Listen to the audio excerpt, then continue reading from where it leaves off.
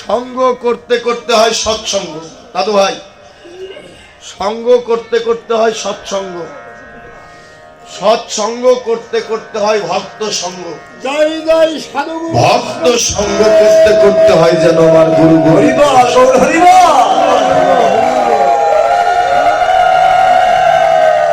যদি মনে করে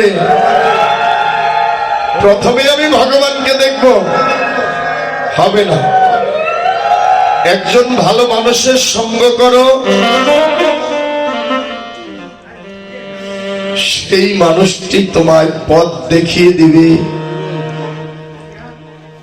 এই পথে গেলে তুমি আমার গৌরহরি রূপখানা দেখতে পাবে। এই পথে গেলে তুমি আমার বান্ধবের সেই অপরূপ মাধুর্য মণ্ডিত রূপখানা দর্শন করতে পারবে। গুরু কৃপা ছাড়াই জগতে হবে না দাদু ভাই, বাবাজি। তাই একজন ভালো মানুষের সঙ্গ করতে হয়। সব নয়নে তো আমার ভগবানকে দেখা যায় না, কারণ যাদের গ্যাস্ট্রিকের অসুখ আছে দেখবে সেবা করে শান্তি নাই, পেটের ভিতর লাটর ভটুর করে নাকি। ভক্তি শাস্ত্রে বললেন গ্যাস্ট্রিক আলা নয়নে আমার ভগবানকে কোনোদিনও দর্শন করা যায় না। কামনা বাসনার নয়নে আমার ভগবানকে কোনোদিনও দেখা যায় না। তাই একজন ভালো মানুষের সঙ্গ করে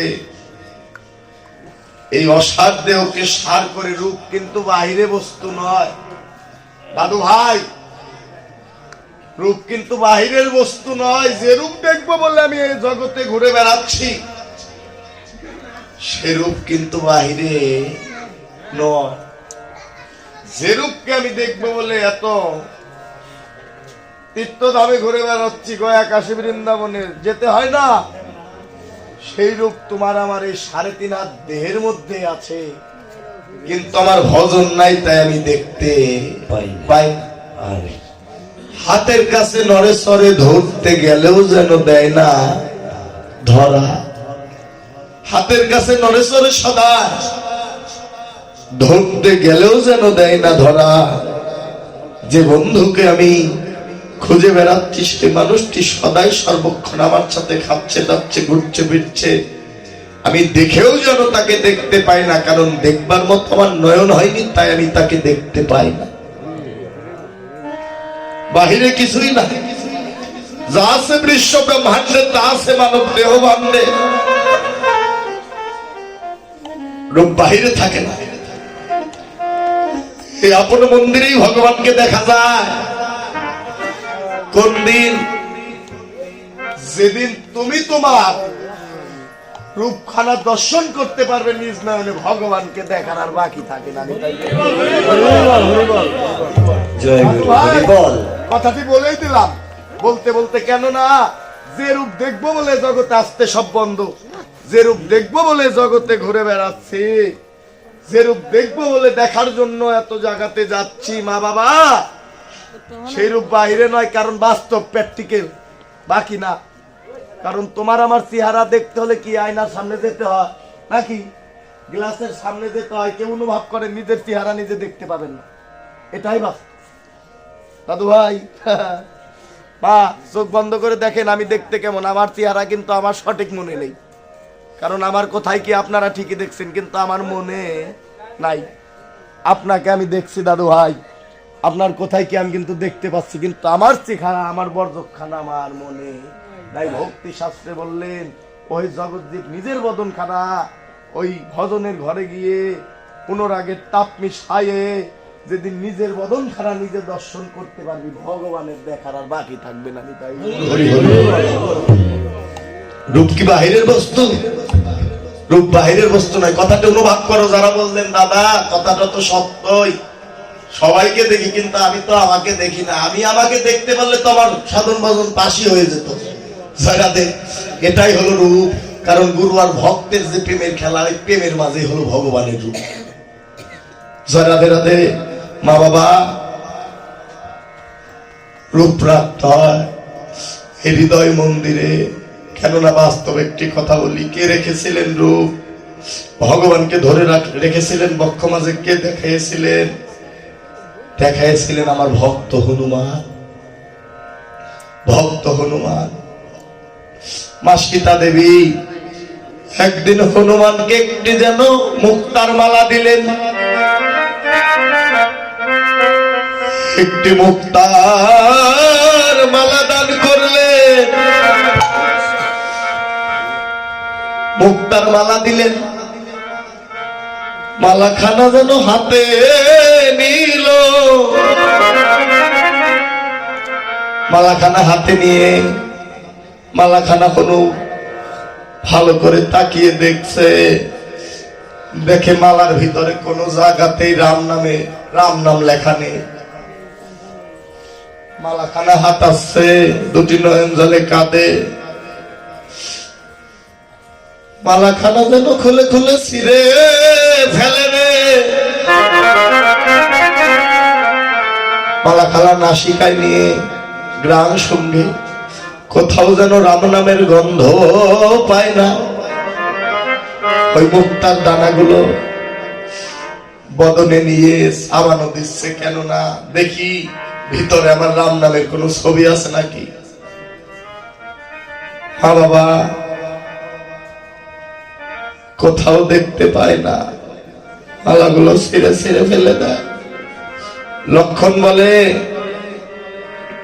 মা, কারণ আমরা তো বড় ভাই বোকে বৌদি বলি নাকি, কিন্তু লক্ষণ মা সীতারানীকে মা বলেই ডাকতো।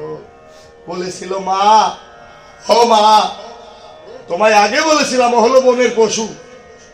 ও কে মুক্তার মালার মান রাখতে পারবে? এর মর্ম কি বুঝবে?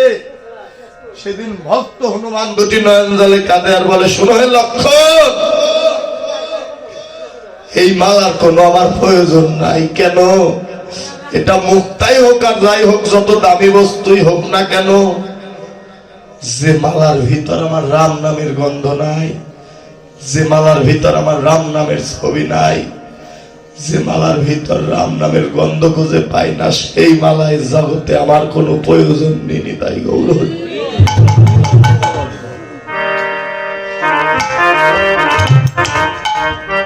কৃষ্ণ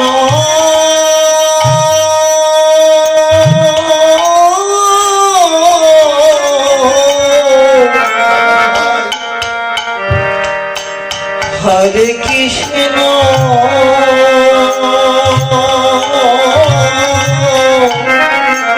মালার কোনো প্রয়োজন নেই। এই মালা দিয়ে আমি কি করব? সেদিন লক্ষণ রাগান্বিত হয়ে বললেন, হনু,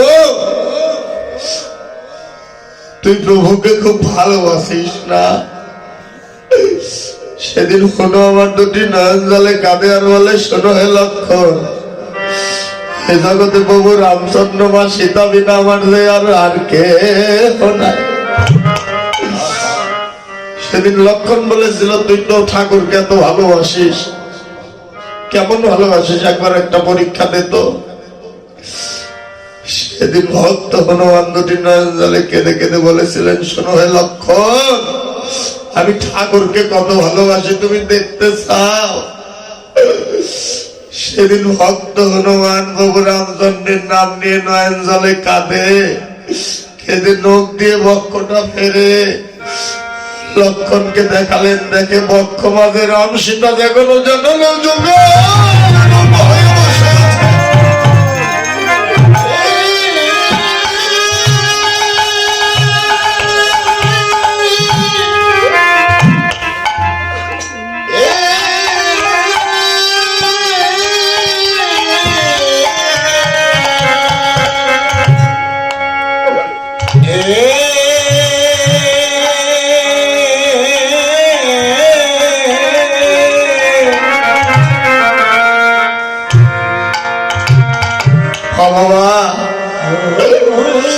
লক্ষণ যখন বক্ষটা হনু যখন বক্ষটা ছিঁড়ে দেখালো,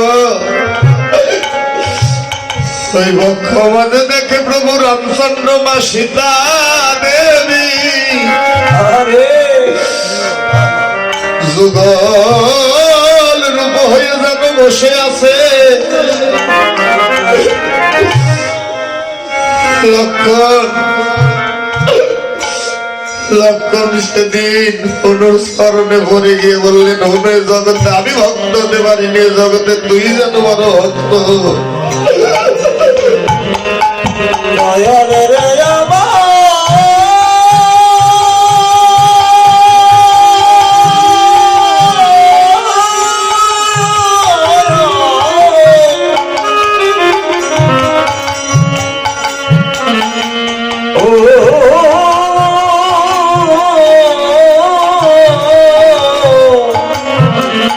অনু,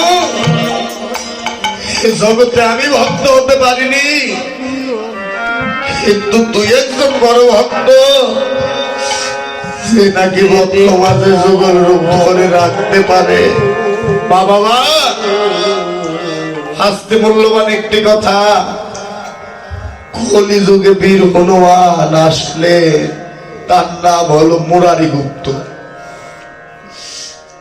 কলিযুগে আসলে মুরারি গুপ্ত হয়ে একদিন ঘুমের ঘরে হঠাৎ করে প্রভু রামচন্দ্র হারাম হারাম বলে যেন ঘুমের ঘরে জেগে উঠলেন কারণ ভগবানের কথা মনে পড়ে গেল প্রভু রামচন্দ্রের কথা মনে পড়ে গেল হারাম হারাম বলে যেন কেমন মনটা কেঁদে উঠল উঠে বসে বসে ভাবনা করছে প্রভু গো আমি কি তোমার আর দেখা পাবো না ঠাকুর হারাম হারাম রামে রামে বলে যখন কাঁদে ছোট্ট নিমাই আর যেন থাকতে পারলেন না কারণ প্রভু রামচন্দ্র নিমাই হয়ে এসেছে মুরারি গুপ্ত যখন নিমাই হারাম হারাম বলে ডাকে বাবা ছোট্ট নিমাই আর থাকতে পারলেন না দরজার সামনে গিয়ে বললেন মুরারি গুপ্ত ও মুরারি এত গভীর রজনীতে কেন আমায় ডাকছিস মুরারি দরজা খুলে দেখে শশীর নন্দন নিমাই মুরারি গুপ্ত সেদিন বলেছিল নিমাই তোর এত বড় সাহস আমি তোর থেকে কত বড় তুই আমার নাম ধরে ডাকছিস সেদিন ভক্তের কথা শ্রবণ করে ভগবান আমার দুটি নয়ন জলে কাঁদে আর বলে মুরারি জগতে ভক্ত যদি আমায় ডাকার মতো ডাকে আমি ভগবান কি আর থাকতে পারি হরি হরি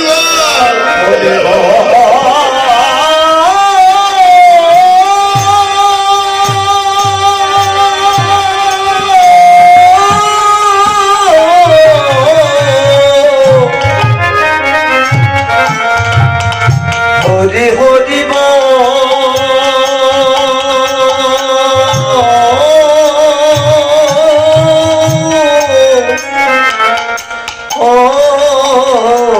হরি মুরারি মুরারি রে এই জগতে যদি ভক্ত আমায় ডাকার মতো ডাকতে পারে আমি ভগবান কি থাকতে পারি আমি তো তোমায় ডাকিনি আমি ডেকেছি প্রভু রামচন্দ্রকে তুমি বুঝতে পারলে কি করে তখন সত্য নিমাই যেন রামরূপ ধারণ করলে করে বললেন তুই যাকে ডাকছিস আমি সেই তোর প্রভু রামচন্দ্র সেদিন মুরারি গুপ্ত প্রভুর স্মরণে আসার খেয়ে বললেন প্রভু গো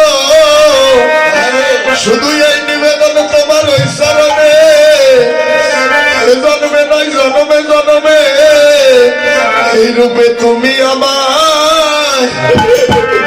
আমায় দেখা দিও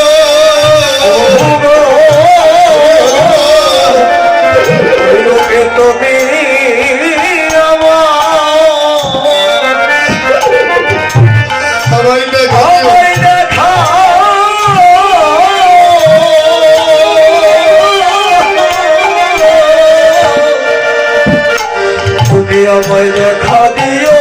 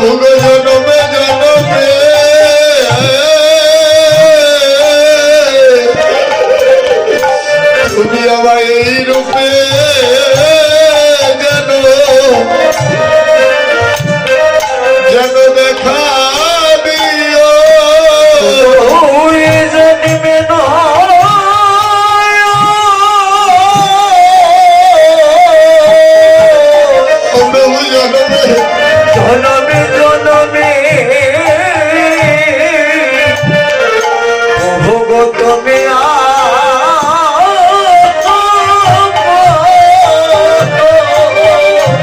তুমি আমার তুমি আমায় দেখা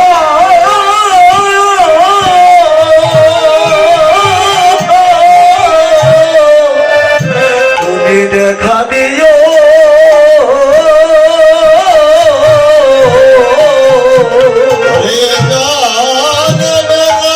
হরি হরি বল হরি হরি বল হরি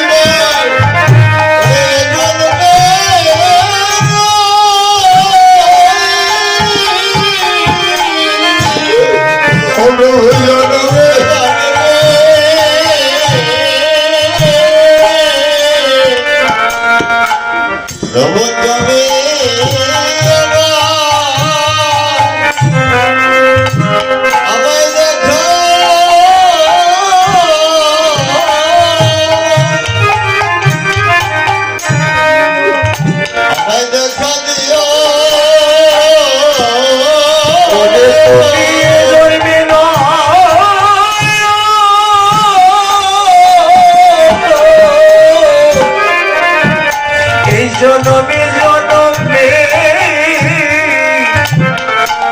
ওগো তুমি আমার তুমি আমায় দেখা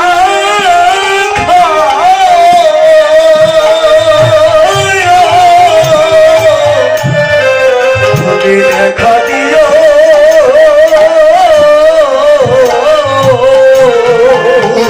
শুধু এ জন্মে না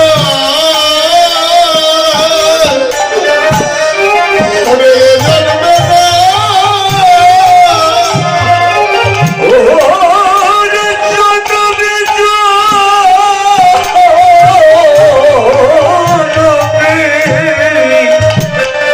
বান্ধবে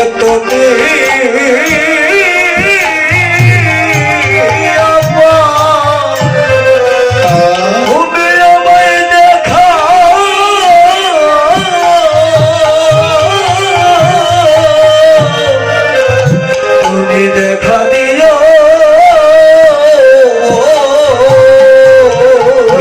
শুধু এ জন্মে না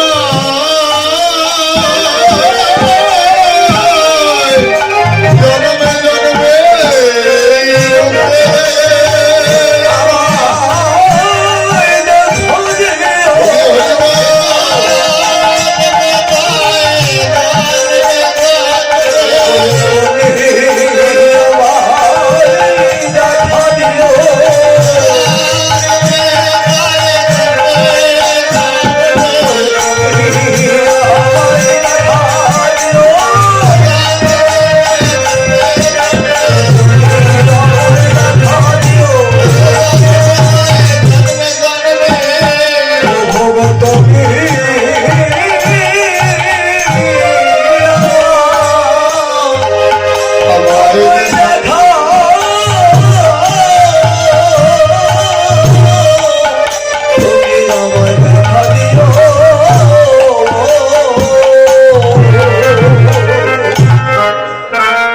প্রভু গো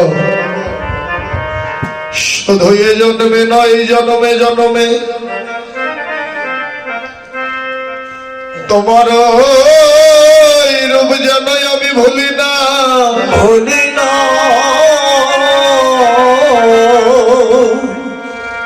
ওই জন্মে জন্মে যেন আমায় দেখা দিও তাই মা বাবা রূপ বাহিরে নয় রূপ রাখতে হয় রীত মন্দিরে যেন যুগল করে এমন ভক্ত হনুমান দেখেছিলেন কারণ রূপ বাইরের বস্তু নয় তাই আমার মাধুর্য মণ্ডিত গৌর রূপের সঙ্গে তুলনা করলেন কে দামিনী দাম দামিনী শব্দের অর্থ হচ্ছে বিদ্যুৎ দাপট্য হচ্ছে মালা বিদ্যুৎ মালা জাগতিক জগতে আকাশে মেঘ দেখা গেলে বিদ্যুৎ চমকায় সেই বিদ্যুতের যে পাওয়া যে রূপ এ রূপের থেকে যেন অধিক অধিক রূপ আমার গৌর রূপ মাধব দামিনী দাম দমন রচি দর্শনে পরশনে দূরে গিয়েও যেন দরপক দাও। দর্পক শব্দের অর্থ হচ্ছে কন্দর্প মদন। মদনকে সে বড় লোভী, সে বড় অহংকারী। ব্রহ্মা আর মানুষ পুত্র মদন, মদনের অহংকার হয়ে গেল। কেননা স্বর্গমত্ত পাতাল ত্রিভুবনের রাজা। কারণ বর্তমান রাজ্যটাই তো মদনের নাকি?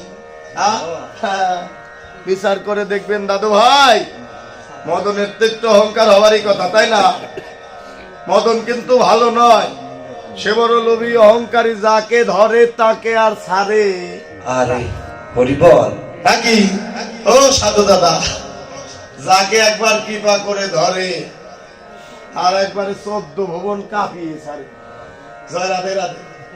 কারণ ও তো ভালো নয়। হ্যাঁ, ও ভালো না। জয় রাধে। হ্যাঁ, কারণ মদন সাধুদের ধরবে কেমন করে? সাধুরাই তো মদনকে তাড়িয়ে রাখে। জয় রাধে রাধে। কাকা কীর্তন শোনো। হ্যাঁ, একবারে মাথার চুল তো পড়াই গেল। জয় রাধে রাধে। কারণ মা বাবা মদনের পাল্টায় পড়লে সব সাধন ভজন সব শেষ। জয় রাধে রাধে। উপরে যতই সাধু হবো, সাধুর কাম বাজে নাই। হ্যাঁ, একবারে আমার মতো একবারে মোটা মোটা মালা ললাটে দিল। হ্যাঁ, মদনকে এখনো তাড়াতে পারি না। যতই তিলক মালা বড় কাজ হবে না। কারণ তুমি যদি সঠিক পথে চলতে চাও, ও কিন্তু তোমায় ওই অন্য রাস্তায় নিয়েই ছাড়বে। কারণ নিজের পিতা ব্রহ্মাকেই ছাড়েনি। স্বর্গের দেবতাদের রাজা, তার নাম হলো কি জানো মায়েরা? হ্যাঁ, ইন্দ্রদেব। মনে থাকে না? দেবতাদের রাজা হলো ইন্দ্রদেব। ইন্দ্রদেবকেও ছাড়েনি, দেবাদিদেব মহাদেবকেও ছাড়েনি। জয় রাধে রাধে। মা বাবা, তাই মদন থেকে বাঁচতে হলে কি করতে হয়?